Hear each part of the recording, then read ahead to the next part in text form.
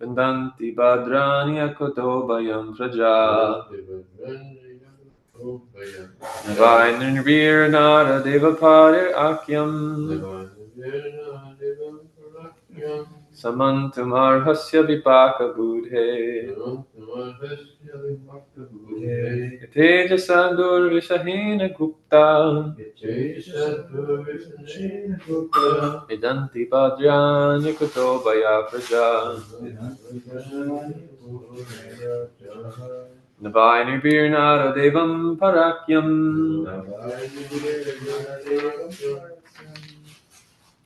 Samantumar Hasya Vipaka Budhe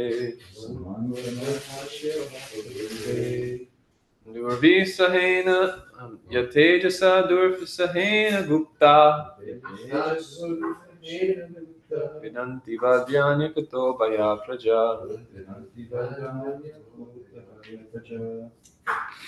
Devotees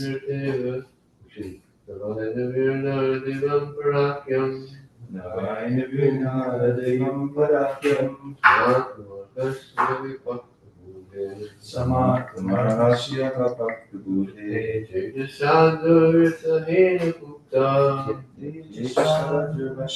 Gupta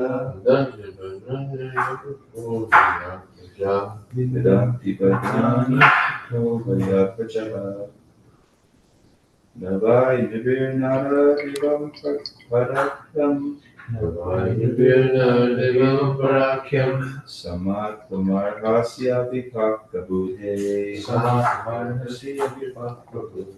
Yateja Shatur Vishahena Gupta Danti Badrani Akuta Vaya Praja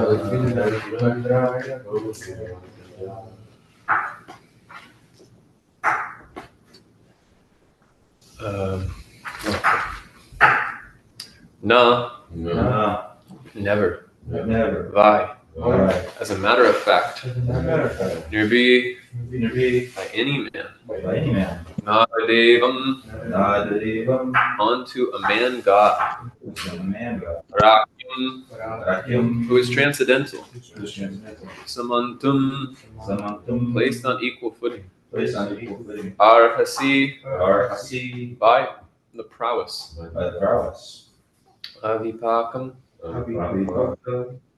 Unripe or immature Budhe Intelligence Yat Athum Tejasa By the prowess Gurvisahena Unsurpassable Gupta Protected Vedanti Enjoys Padrani All prosperity Kutobaya Completely defended Prajaha The subjects Translation Oh my boy, your intelligence is impure and therefore you have no knowledge that the king, who is the best among human beings, is as good as the personality of Godhead. He is to be placed on an equal footing with common men. The citizens of the state live in prosperity, being protected by his unsurpassable prowess. Alakshamane Naradeva Nami Tatangapava Ayam Angaloka Tadahi Chaura Prachuchur Vinakshe Harakshyamano Virutapaksana. Translation My dear boy, the Lord who carries the wheel of the chariot is represented by the monarchical regime. And when this regime is abolished, the whole world becomes filled with thieves, who then at once vanquish the unprotected subjects like scattered lambs. According to Srimad Bhagavatam, the monarchical reign represents the Supreme Lord, the personality of Godhead. The king is said to be the representative of the absolute personality of Godhead because he is trained to acquire the qualities of God to protect the living entities. The Battle of Kurukshetra was planned by the Lord to establish the real representative of the Lord, Maharaj Yudhishthira. An ideal king thoroughly trained by culture and devotional service with a martial spirit makes a perfect king. Such a personal monarchy is far better than the so-called democracy of no training and responsibility. The thieves and rogues of modern democracy seek election by misrepresentation of votes. The successful rogues and thieves devour the massive population. One trained monarch is far better than hundreds of useless ministerial rogues. And just hinted here in that by the abolition. Actually, how do I get this off my tongue, Vijay Prabhu? Abolition. Abolition of a monarchical reign like that of Maharaj Pariksha. The mass of people become open to many attacks of the age of Kali. They are never happy in an overly advertised form of democracy. Results of such a kingless administration is described in the following verses. Om Jnana Timidandasya Yananjana Shalakaya Chakshurun Minitam Yena Tasmai Shri Gurave Namaha Shri Chaitanya Manobishtam Stapitam Yena Bhutale Swayam Rupa Kadamayam Dadati Swam Padantikam Nama Om Vishnu Padaya Krishna Prishtaya Bhutale Srimate Bhaktivedanta Swami Namane Namaste Saraswati Deve Gauravani Pracharini Nirvishesha Shunyavadi Paschati Vishadane Jai Shri Krishna Chaitanya Prabhu Nityananda Shri Advaita Gadadhar Shri Vasadi Gaura Bhaktivinoda Hare Krishna Krishna Krishna Hare Hare Hare Rama Rama Rama Hare Hare Ananda Lilaya Maya Vigrahaya Namba Divya Chavisundaraya Tasmai Mahaprema Rasapradaya Chaitanya Chandraya Namo Namaste Chaitanya Chandraya Namo Namaste Chaitanya Chandraya Namo Namaste. There's one sentence which really stood out to me, which I think is very interesting, and it connects to the previous verse actually. This word Naradevam is what was used to describe a leader in that time. And it was considered to be onto a man god. So we actually see many ancient civilizations, they have this conception that a leader is actually a representative of God. That was for better or for worse, depending on the culture you were in. Like for instance, the Mayans or the Aztecs, they were known for human sacrifice in order to bring power to the Naradeva of their particular lineage. And also the Egyptians were known to have their pharaohs were to be considered representatives of the gods. So they were highly respected, and the mummification process and everything was highly linked to this understanding that there is an afterlife and there is a concept of reincarnation. Of course, their concept of it is very much submerged in this idea of ancestral worship, because they have grave robbers in these Egyptian pyramids, and there's all these jewels and rubies and like opulent materials, and their idea was that by putting the mummy with all of these valuables, they would carry that into the next life. Of course, we know the only thing which goes to the next life is one's devotional service, but they have this concept, and to a certain degree it is true.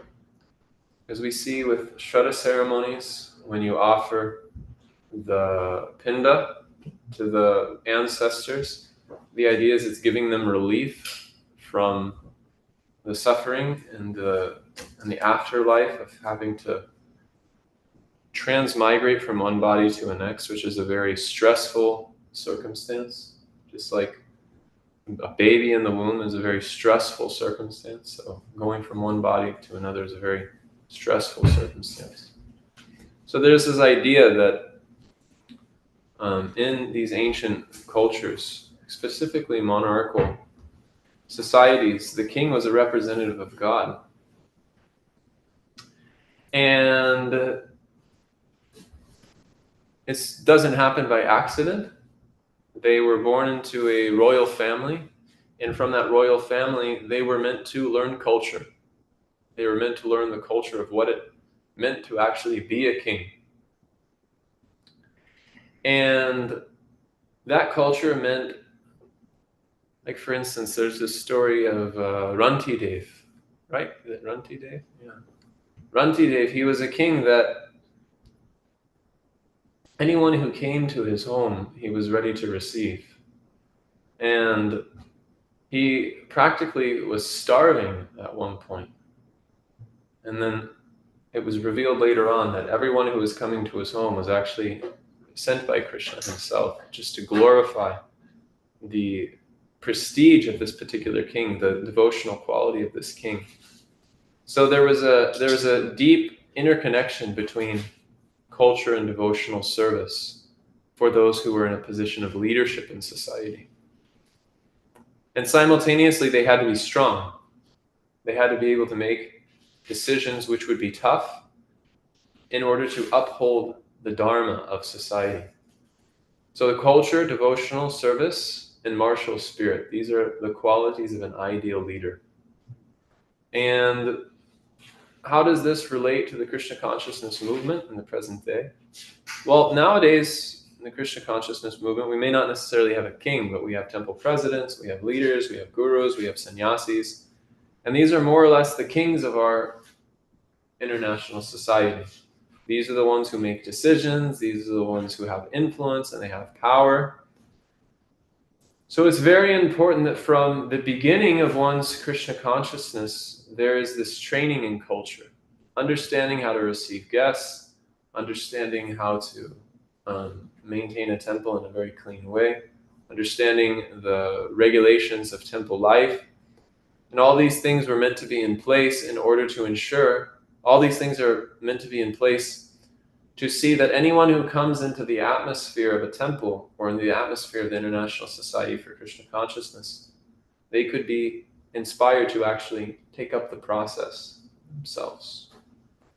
So it's the duty of a leader to be able to pay attention to the details of an environment. Details of the environment mean the details of the physical surroundings, but it's also attention to the psychophysiological disposition of those who are under the leader's care. And that means being able to tune into what are the qualities which a particular devotee has, and not treat them in a stereotyped way, but actually engage with them according to the natural propensity which they're displaying in Krishna consciousness. So in the old days, it's a little bit different now, but in the old days, people would join the temple, and then they would kind of be put into like a standard program of devotional service in what's known as a bhakta program. And so actually everyone should have that type of training when they're coming to Krishna consciousness. There should be some systematic training in the lifestyle of a devotee. One should understand how to wake up, how to clean oneself, how to come to the morning program and offer obeisances to Srila Prabhupada, offer obeisances to the deities, offer obeisances to the devotees. One should learn the shlokas that we recite in the morning, such as Shikshashtakam and the prayers. One should learn the science of chanting good japa. And one should understand the value of rendering selfless service. But I have found that as time goes on in one's Krishna consciousness, a good leader doesn't expect or doesn't see the life of a devotee, a new devotee, existing in the bhakta program eternally. There has to be an emphasis on 5 things through the evolution of the life of a devotee. Initially, when we come in contact with devotees, we're generally looking for a message of hope. So all of us have experienced that Chatur vida abhajantemam yanasu kritino arjuna artho tajignasu. Yanicha padatarsana. That there's 4 people who come to devotional service, and the majority of people who come to the Krishna consciousness movement in Kali Yuga, the reality is the environment is such that many of us were coming because we're in a distressed condition, actually. There's those rare souls who are seeking knowledge, and they're exemplary because they have some type of sadhana, like people like Gaur Govinda Maharaj, for instance. Gaur Govinda Maharaj was raised in a Vaishnava family. He was raised in a home of pure devotees. His uncle was considered a Paramahamsa Vaishnava in Orissa.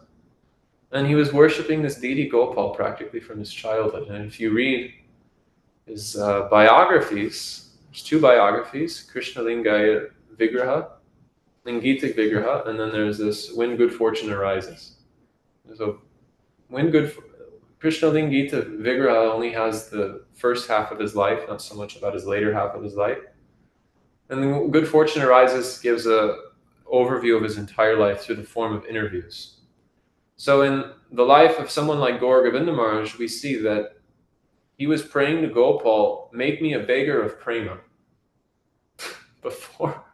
Before he came to Krishna consciousness, that's what he was looking for. He was saying, I want to take sannyas, I want to preach the glories of Chaitanya Mahaprabhu. My dear Gopal, make me a beggar of prema. You know what I've done for you?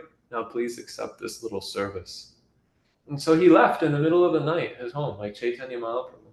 And he traveled all over India, associated with the Shivananda ashram, associated with various sadhus and gurus, but was never satisfied. And then when he came to Vrindavan, he saw this I think he got a Back to Godhead magazine. And his idea, what he was looking for, is he wanted a guru who was going to speak about the Hare Krishna Mahamantra, and a guru who was going to emphasize the Sankirtan mission of Sri Chaitanya. So then he went to the Krishna Balaram temple, and in his mind he was wanting to take sannyas. His leaving home was for taking sannyas. So when he went to the Krishna Balaram temple, he met Brahmananda there, and he said, I would like to meet Srila Prabhupada. I'd like to meet your Swami Maharaj. So he went. Brahmananda was a bit hesitant, but he asked Prabhupada regardless. He said, Prabhupada, there's a sadhu here to meet you. Prabhupada said, let him in. When Gaur Govinda Maharaj walked in, he paid his obeisance. The first thing Srila Prabhupada said was, have you taken sannyas? And he said, no. He said, I will give you sannyas. So he took first and second initiation at the same time, and he took sannyas about 6 months later, at a time when Prabhupada was intentionally slowing down who he was giving sannyas to. So there's people like Gaur Govinda Maharaj. They come to Krishna consciousness for a clear reason. But many of us were looking for a message of hope. We're looking for an alternative. So that's our first step in our training, is we're just looking for something beyond the humdrum of materialistic life, of 9 to 5, eat, sleep, mate, defend. We're looking for something more than that. So when we come to the temple, what gives us hope is initially we meet a devotee on book distribution. Like for instance, Vijay Prabhu, I don't know how many times this has happened to you, but practically since I can remember, since I've known you, at least once every 2 or 3 years, you'll tell a story in Bhagavatam class how you were in Mayapur and Vrindavan, and someone comes up to you and says, hey, were you in such and such place in such and such year? And they'll say, yeah. And he said, I think I got a book from you. So when we were in Vrindavan this year, we have this godbrother, Balashvachandra, and I had known his story. He got a book when he was 16 at University of Utah. And he said, I don't know who the devotee was. I said, it was probably Ganapati Maharaj or Vijay Prabhu. Those are the only 2 people I could think. And then, sure enough, they connected the dots, and it was Vijay Prabhu. So that gives a message of hope. Getting a book, seeing the Harinam, taking prasadam. This gives some hope to the person. But as they evolve, that hope brings them into the association of devotees. And when they come into the association of devotees, they've had a little touch of the internal potency through receiving a book, seeing the Harinam, and they become curious to know more. This is how the process of devotional service works. Bhakti is bhaktya sanjayata bhaktya. It's completely independent. The devotees, they go out and spread Krishna consciousness, and through the spreading of Krishna consciousness, the faith through the association of devotees is manifested within the heart of the living entities through contact with the holy name, through contact with the holy literatures, through contact with prasadam, through rendering unknown service to devotees. They acquire Bhakti and Mukhi Sukriti. Some Sukriti which qualifies them for faith and devotional service in the future. So when that faith manifests in their heart and they come to the temple, what inspires them is three things. Ecstatic kirtan, and loving dealings of the devotees, and not even prasadam. You can add fourth, you can say the philosophy is also very attractive for people. But prasadam. So they go from a little taste of the internal potency to practically a full submersion in the internal potency, like our Bhakta Tim. He got a book, and he got some touch with the internal potency through receiving a Bhagavad Gita on his door, right? Yeah, that's correct. Just showed up at your door one day. Went to Carnival. You were living in the same apartment complex. Yeah, same complex. Amazing. 5 of us who packed the books, and this was during pandemic. And look, he was so ready that as soon as he got a little touch, he's like, "What's going on here? I need to investigate." So then he investigated, and then he got that submersion, full submersion in, or full submergence in the internal potency, Ladini Shakti, through participating in bhakti community. You remember the first time you came to the temple? Yeah, I remember. Was it a Sunday feast? No. Maharaj, Bhavani Bhakti, Kautuk Karnava, and one other devotee was there. It was a intimate entrance into the temple. Do you remember your first group kirtan? No, I don't remember that though. The first group one. I remember my first kirtan where I was with more devotees than just myself and another friend. And I remember it was completely mad. It was complete madness. I felt like I really entered into something different. And I remember I was going to the Seattle temple every weekend. And Hari Vilas Prabhu would lead Gora Arti. I remember just dancing. And those devotees, they're completely mad for dancing. They just lose themselves.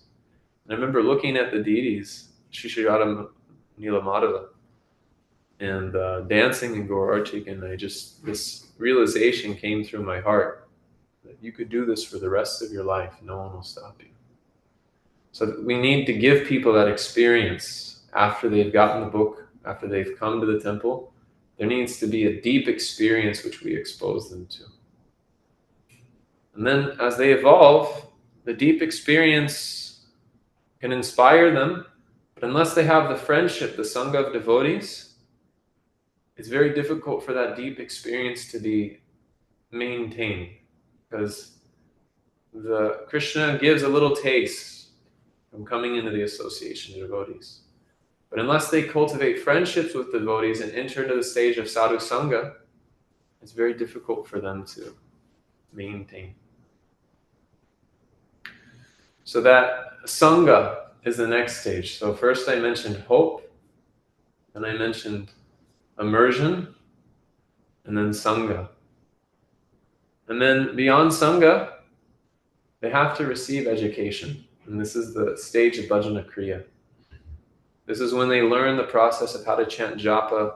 This is how they learn how to study Srila Prabhupada's books. They could be taking courses, they could be going out in the streets and distributing books, but they're learning the process of devotional service, bhajana kriya. They may even be accepting a spiritual master. But then comes the difficult part of Krishna consciousness. For a leader and for the devotee comes the stage of anartha nivritti. And in order for someone to survive anartha nivritti, my humble understanding is they need to find a service which becomes their life's mission. This is the fifth stage of a leader. To be able to create an environment where devotees can be empowered according to their personal characteristics and qualities to engage their nature for expanding the Sankirtan mission and giving them a sense of mission and a sense of purpose, which they can call their own, in which they can live for and die for. and having that service which they can be committed to while simultaneously being fortified by their education in the process of sadhana bhakti will give them the strength to overcome and cross the long ocean of anartha nivritti and come to the stage of nishta. So Maharaj often says, your seva will save you. So seva can't just be some stereotype thing which we force anyone who comes into the movement to conform to. If they don't feel like it's their mission, if they don't feel like it's their purpose, which is aligned with the qualities and nature which they have, it'll be very difficult for them to maintain. So a leader has to create a culture in which people can engage in devotional service in such a way that they want to go the long game. I remember someone told my Guru Maharaj once, after they'd taken shelter, they said, I'm in it for the long game. So we have to create a culture in which people, they make a life commitment that I want to be a devotee for the rest of my life. And we create a culture in which it's possible for them to. As they go through the various phases of their growth and development, there's an environment which is individual, spontaneous, and voluntary. Nothing is stereotyped in Krishna consciousness. Everyone is an individual. And we shouldn't try to fit round pegs in square holes, or square pegs in round holes. Circles will go in the square. Squares won't go in the circle. Sorry. We should engage people according to their natural propensity, and this quality of leadership is such that the leader, in order to be successful at this, they're not interested in their own personal aggrandizement. I was just listening, I'm participating now in a course with His Holiness Swami Bhagavan Kesha Maharaj. And it's kind of a leadership course, preaching course for this wisdom that breathes. And he said something very interesting in this last class I was a part of. I think I don't know, he didn't mention the leader, but I have a very strong feeling it was Radhanath Maharaj, based on what was said. He asked, what is the key to a good leader? What is the quality of a good leader? You guys listen to Kesha Maharaj all the time, so you probably already know the answer. But I'll say it anyways. And whoever this leader was told Kesha Maharaj. Now Kesha Maharaj, he got a degree in leadership and management in a very good school in London. So he'd heard a lot. But he was just wondering, what's the key to a good leader? And this devotee told him, the key to a good leader is that they want to see you become more successful and qualified than themselves. So in order to actually facilitate the natural growth and development of devotees in the Krishna consciousness movement, we have to be sensitive to these 5 stages of growth, which I mentioned, and then simultaneously be selfless enough to sincerely desire their growth and development and their empowerment and success more than we're desiring our own. Not that we are become imbalanced for it, but we're very, very interested to see that the devotees around us, the devotees under our care and protection, are empowered and can be successful and can remain in Krishna consciousness for the rest of their life. And in order to do this, a leader has to have a martial spirit, which means they may have to make tough decisions with unfavorable elements which are preventing that type of community to develop. So if you have a cancer in a body, that cancer is polluting the rest of the body from existing in a natural position. So a leader has to be strong enough to recognize the cancer which could be rising in a community and be thoughtful and careful enough to be able to extract that unwanted element from the community. So that was the role of a king. The king didn't exhibit their power unnecessarily. They only exhibited their power to the degree that the unwanted elements were unfavorable to the common need and common growth and development of their overall community. So that's a few thoughts. It's I don't know, what time do you stop at 8 still, or? Yeah. Okay. So I'll leave it for questions and answers. I wanted to give some time for discussion. So I'll stop here. Is that okay? Yes.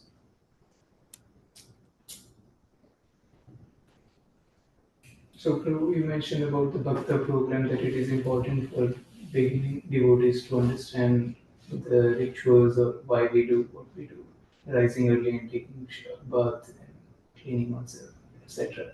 So at what point do you think that this program should, for how long this program should be there, the Bhakta program, and what point they should be given more freedom to choose what they want to do? Generally, I found that the first 2 years are education. You may have an official Bhakta program for 6 months or something, but generally the first 2 years of a devotee's life are education. After 2 years, especially in the ashram, because ashram is like fast track. After 2 years, you need to see that you're beginning to empower them with some type of vocation. They may not necessarily take full responsibility for something, but they're getting a sense and they're starting to receive the training of how to take responsibility for something. So the first 6 months may be like an official Bhakta program, but then the year and a half after that is also further education, because they're still learning quite a bit. And we can reasonably presume that someone who's entering into the ashram is practicing for about 6 months to a year previous to joining the ashram, roughly. Sometimes more, sometimes less. So I would say that you can expect 2 years of heavy education, but then after 2 years, there needs to be a sense that you're giving them space to start making decisions, to start operating in a department or a service which is more in line with the vision that they have for their growth in Krishna consciousness. And you're open to hearing from them. Initially, the first 2 years, it's a lot of them hearing from you. But then after 2 years, you have to humble yourself and more function as a friend and being willing to take in their inputs. At every stage, we should be willing to take their inputs. But after 2 years, we really have to start paying attention to what is it that they need in their Krishna consciousness. We shouldn't just think that they're children and they don't know what to do. No, they're adults, and we can respect that they can recognize the talents which they have. They can recognize the contributions which they can make. And we should create an environment which is encouraging for that within the broader context of the mission of our particular community. That's a few thoughts. Yeah. 2 years generally is really a heavy load of education. After 2 years, things start to shift more into the training for a vocation. And then after 5 to 6 to 7 to 8 years, you'll have a leader. And that person can actually go out and do what you've done. Radhesham Prabhu told me it takes 7 to 8 years to create a leader. It takes 2 years to give them solid education, and then it's about 5 years of them learning the ropes of Krishna consciousness and taking responsibility in various areas for them to come to a point where they can actually take responsibility for others.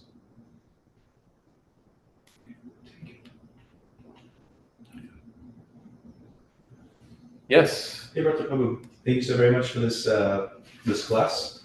Really like how you listed out the 4 things that evolve. 5. 5 things, excuse me. Yeah, 5 things. I have them listed here. 5 things that evolve the life of a devotee. In terms of years and growth, please excuse me. I'm a notoriously slow learner, so I'm the kind of kid that's probably been held back in the Bhakti program. So I'm a big kid in the Bhakti. Anyway, one of the things that I found was number 3, Sangha.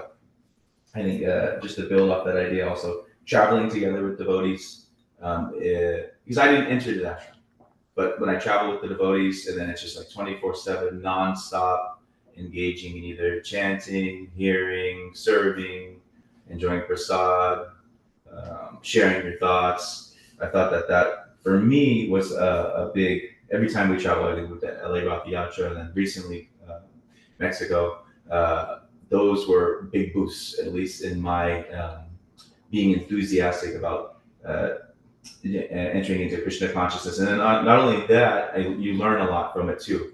I think you're speaking to give me really nice words of encouragement that will stick with me throughout my journey in Krishna consciousness. But that being, and I'm sure you guys are probably tired of hearing about it, but going to Mangalarti is just, that's what I've learned, is that's, Kautik and I were discussing that yesterday, is that there's so many items that Rupa Goswami lists in Nectar of Devotion in terms of bhakti.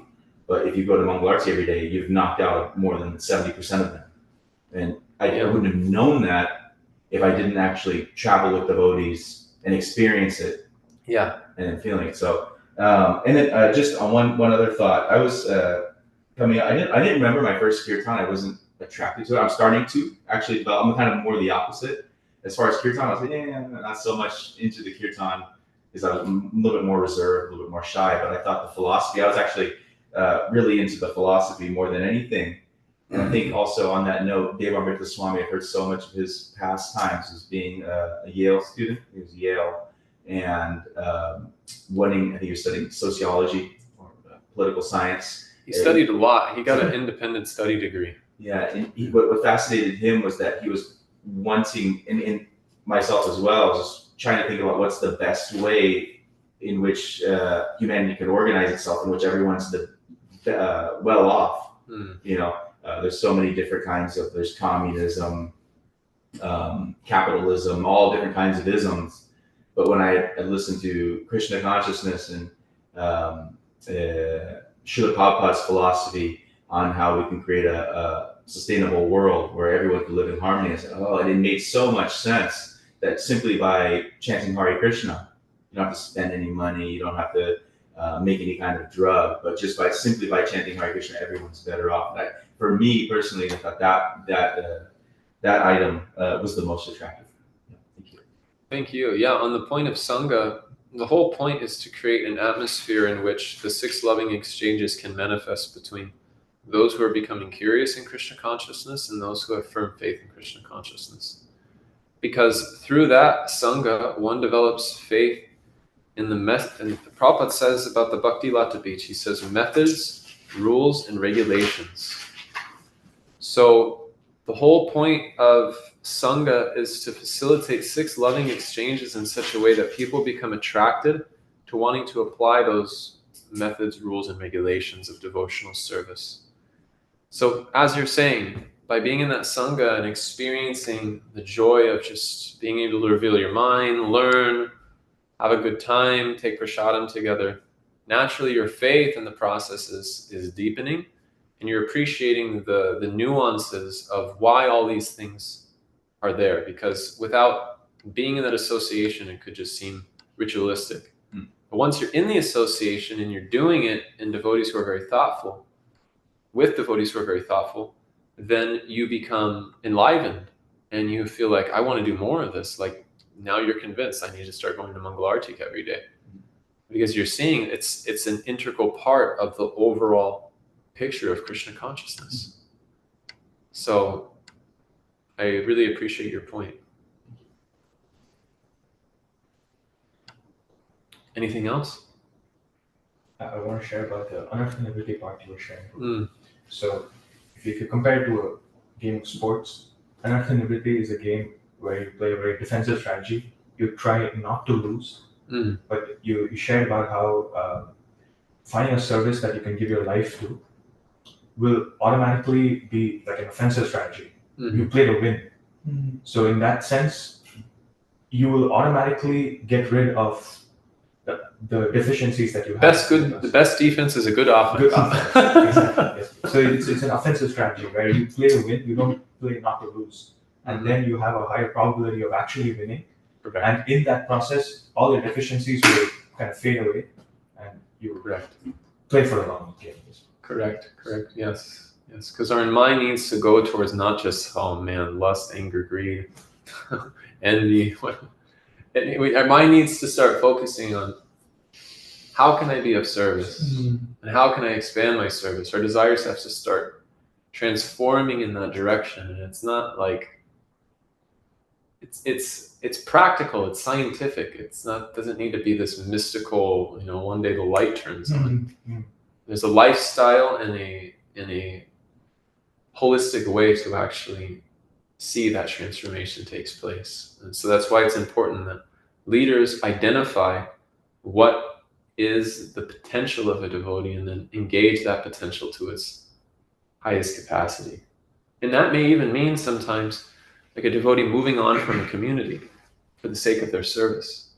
That can be hard for a leader to accept, because generally the leaders want to keep people around. But if we aren't necessarily just thinking about the growth of a community, we're thinking that what makes up a community is happy individuals in the community, and we start dealing with the individuals as individuals, then that person, if you give them the space to be able to go off, like for instance, there's this devotee at Krishna Life, Mitravan Prabhu, who is the editor of Bhakti Vikas Maharaj's books. He's the chief editor of Maharaj's books.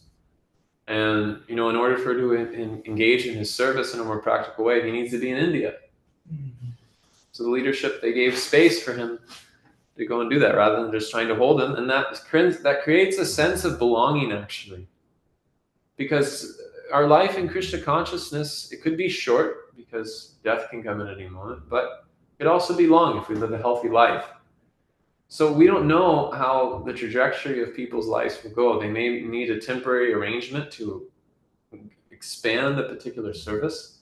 But once that expansion and maturity comes with that service, they may actually find themselves wanting to come back to a community because of how accommodating the leader was to help them expand their service. They may feel, actually, I want to be in that community and serve it and contribute to it based on the skills which I've gained, which this leader gave me space to develop, being outside of the community.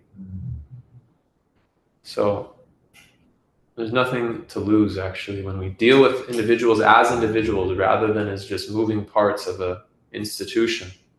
Then people really begin to appreciate the atmosphere which we're creating for them, and it attracts them to want to contribute to it and remain in it, actually. Not just by putting fences on the yard. You can put fences on the yard when kids are young, but if you just keep telling them not to leave the fence, but if the kids love you and they respect you and they want to be around with you, then even if the fences are away, they'll still find themselves back in your company. Yes. Quick point. In Bhagavatam we hear about King Vena, and like whenever he's seen the people, the citizens are always like, "Oh, it's Vena," and they run and they run for their lives.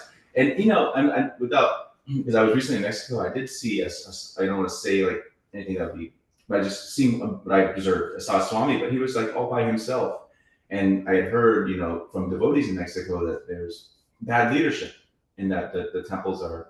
The amount of devotees that are showing up to the temples for Mangal Arati is very, very low because of the leadership. They had a lot to say.